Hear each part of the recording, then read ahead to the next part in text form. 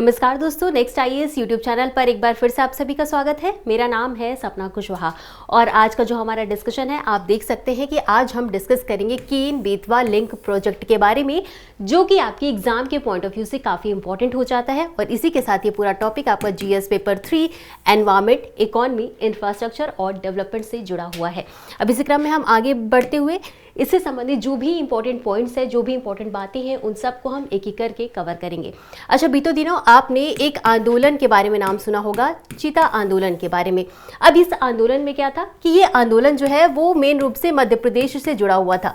मध्य प्रदेश में जो आदिवासी समुदाय हैं वो बेसिकली चिता की तरह लेटे हुए थे। अब ये क्यों लेटे हुए थे? क्योंकि ये पूरा मामला जो है वो किससे जुड़ा हुआ है? केन बेतवा लिंक परियोजना से। तो आज के डिस्कशन में ये इसकी पृष्ठभूमि थी और अब इसको समझते हैं। तो केन बेतवा लिंक परियोजना जो है वो मध्य प्रदेश से जुड़ी हुई है और न्यूज़ में इसलिए है क्योंकि यहाँ पे कुछ आदिवासी समुदायों का इस परियोजना के प्रभावों को लेकर के विरोध अभी भी जारी है। अब समझते हैं कि इनकी चिंताएं क्या है, आखिर ये जो आदिवासी हैं वो इस परियोजना का विरोध क्यों कर रहे हैं।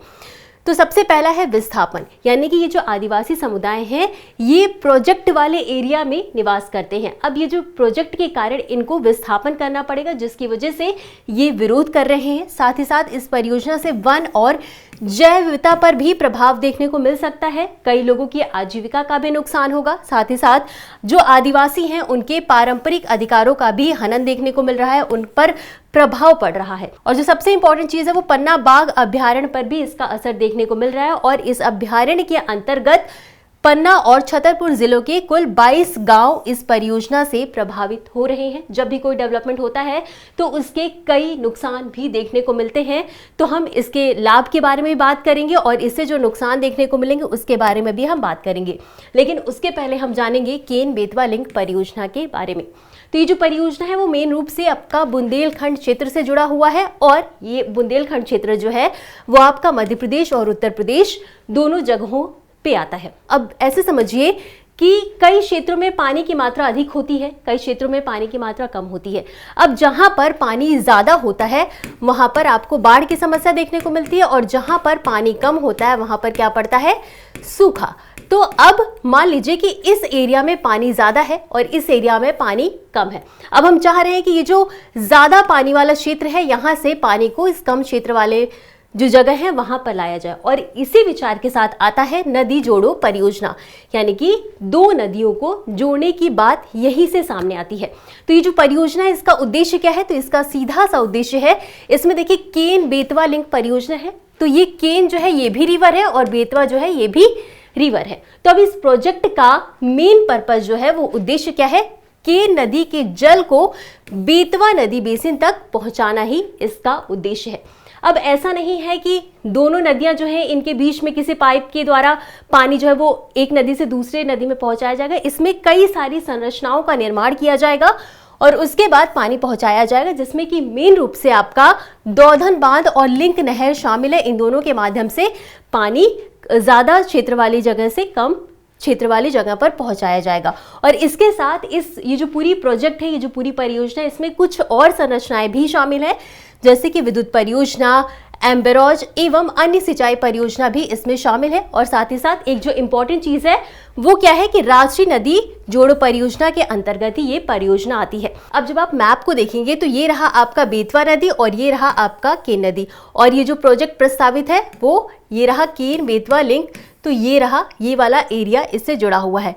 अब इसी क्रम में आगे बढ़ते हुए कुछ और महत्वपूर्ण विशेषताओं की बात करेंगे। तो सबसे पहले समझिए कि नदी की लोकेशन। तो केन नदी जो है वो विंध्य पठार से निकलती है, ठीक है। फिर ये मध्य प्रदेश से होती हुई उत्तर प्रदेश के बांदा में यमुना नदी से मिल जाती है। तो ये रहा आपका बेतवा नदी और ये रहा आपका केन नदी। केन नदी की लोकेशन देखेंगे तो यहाँ पर आकर के मिल जा रही है। इसके बाद बेतवा नदी की बात करेंगे तो बेतवा नदी भी आपका विंध्य पठार से निकलती है और उत्तर प्रदेश से होकर बहती है और हमीरपुर में यमुना नदी से मिल जाती है। ये रहा बेतवा, ये भी यहाँ पर जाकर के मिल जाती है।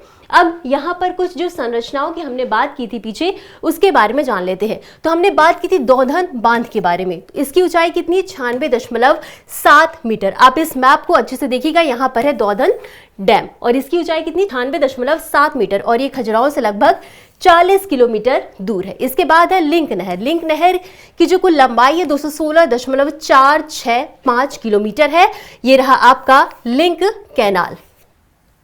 अब इस परियोजना की लागत की बात करते हैं तो इस पूरी परियोजना को बनाने में लगभग 44,605 करोड़ रुपए खर्च किए जा रहे हैं और इसके शिलान्यास की बात करेंगे तो 25 दिसंबर 2024 को इसका शिलान्यास किया गया था और 2030 तक इस परियोजना के पूरा होने का लक्ष्य रखा गया है। अब इसी क्रम में आगे बढ़ते हैं और अब बात करते हैं कि आखिर ये जो प्रोजेक्ट है इसकी जरूरत क्यों पड़ी। तो हमने आपको बताया था कि ये जो बेसिकली प्रोजेक्ट है वो बुंदेलखंड क्षेत्र से जुड़ा हुआ है। अब बुंदेलखंड क्षेत्र में जो है वहां पर वर्षा की कमी है, पानी की कमी है, इसलिए यहाँ पर इस प्रोजेक्ट को लाया गया है। क्यों? जब पानी कम है तो यहाँ पर सूखे की स्थिति देखने को मिलती है। अब जब पानी ही नहीं है तो सिंचाई भी नहीं हो पाएगी।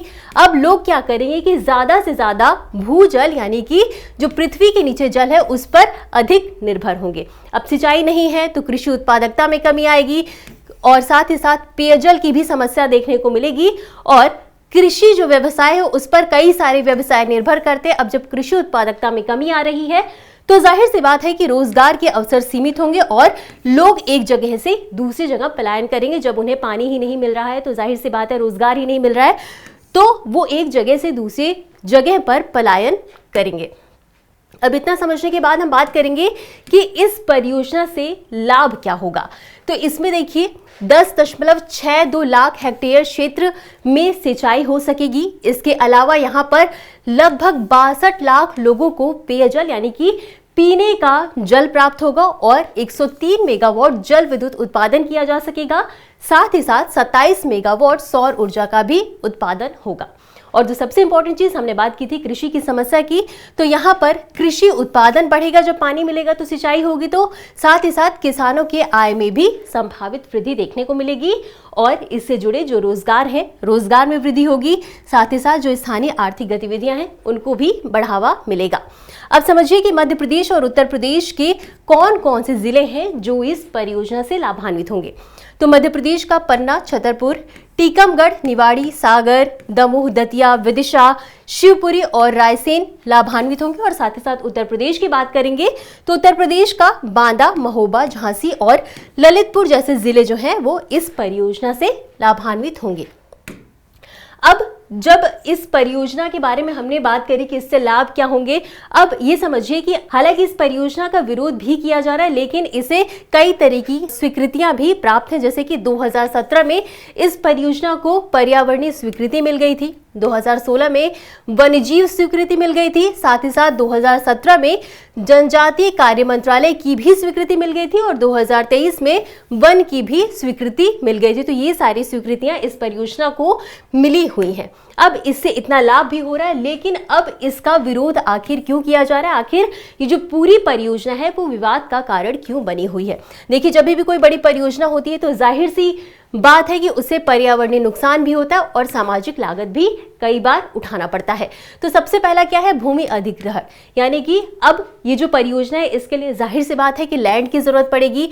अब इस लैंड पर कई लोग, कई आदिवासी समुदाय यहाँ पर निवास किए हुए हैं, तो अब इनको क्या करना पड़ेगा कि इस एरिया को छोड़ करके इन्हें दूसरी जगह पर विस्थापन करना पड़ेगा। साथ ही साथ अगर मान लीजिए परियोजना वाले क्षेत्र में कई तरीके के वन आ रहे हैं तो वनों की कटाई होगी जिससे कि उस जगह पर जो भी पेड़ पौधों की प्रजातियां हैं, जो भी जीव जंतुओं की प्रजातियां वो प्रभावित होंगी। यानी कि कुल मिलाकर के जैव विविधता पर इसका प्रभाव देखने को मिलेगा। और सबसे इंपॉर्टेंट चीज, वहां के स्थानीय और आदिवासी समुदाय जो है उनकी आजीविका पर भी इसका असर देखने को मिलेगा। तो ये कुछ रीजन थे जिनकी वजह से ये परियोजना जो है वो विवाद का कारण बनी हुई है। हालांकि इसके निदान के लिए सरकार ने कुछ विशेष पुनर्वास पैकेज देने की भी घोषणा की है, तो एक बार इसके बारे में भी समझ लेते हैं।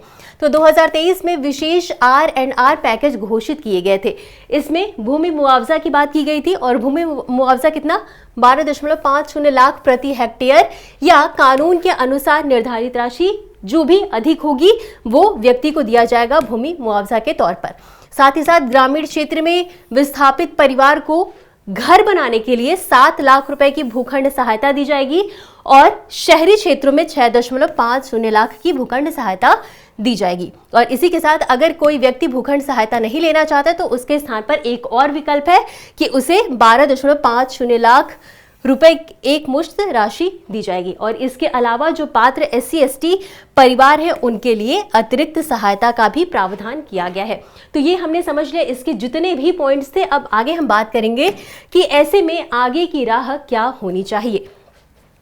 तो देखिए, जो विकास परियोजना है उसमें पर्यावरणीय लागत यानी कि पर्यावरण को कितना नुकसान हो रहा है इसका आकलन करके ही किसी भी परियोजना को शुरू किया जाना चाहिए। साथ ही साथ वहां पर जो प्रभावित परिवार हो रहे हैं, उस एरिया के जो आदिवासी समुदाय हैं जिनको विस्थापन करना पड़ रहा है, उन लोगों की भी पुनर्वास की जिम्मेदारी समय से होनी चाहिए। और साथ ही साथ जो वहां की ग्राम सभा है और स्थानीय समुदाय, उनको भी ऐसे फैसलों में शामिल किया जाना चाहिए, उनकी भागीदारी होनी चाहिए।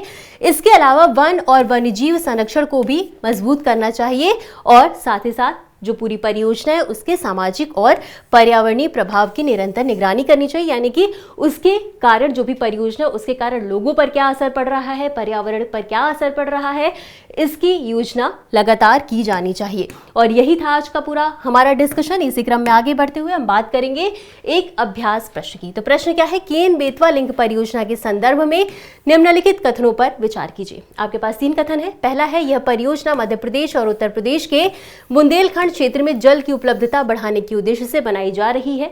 दूसरा कथन है, इस परियोजना के तहत केन नदी के पानी को बेतवा नदी के क्षेत्र में ले जाने की योजना है। और तीसरा कथन है, इस परियोजना का मुख्य उद्देश्य केवल जल विद्युत उत्पादन करना है।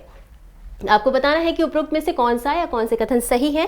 तो ए ऑप्शन है केवल 1 और 2, बी ऑप्शन है केवल 2 और 3, सी ऑप्शन है केवल 1 और 3 और डी ऑप्शन है 1, 2 और 3। और इस प्रश्न का उत्तर आपको हमेशा की तरह कमेंट बॉक्स में देना है। तो आज के लिए बस इतना ही। मिलते हैं अगले एपिसोड में इसी तरह कुछ अहम और जरूरी खबरों के साथ। तब तक के लिए धन्यवाद।